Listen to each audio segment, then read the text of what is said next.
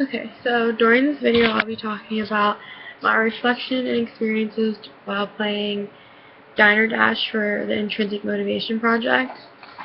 So I played Diner Dash, and I chose this game because I am a waitress, and I thought it would be enjoyable to play a game that relates so closely to my life.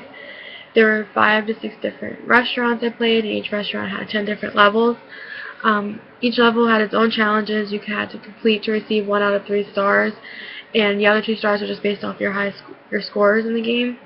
So I quickly learned that in order to get higher scores, there's a chain of actions you can complete in order to receive higher scores. So for example, if you had 6 tables to clear off, you would clear all 6 of them off in a row, and then you would get 6 times the points.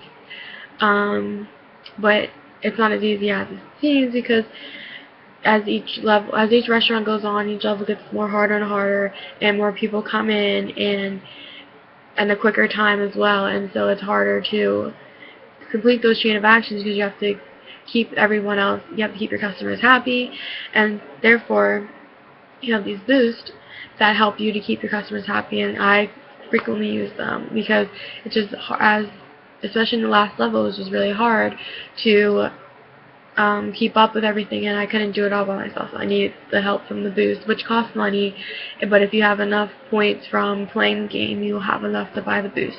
They're not that expensive.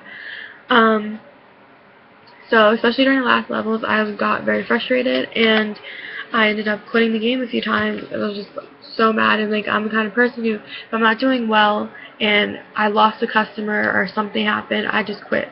I have to be doing an okay job in order for me to continue playing the game. So yeah, I got frustrated. But now, and then when I look back now, I realize there are moments that I was in a state of flow playing this game.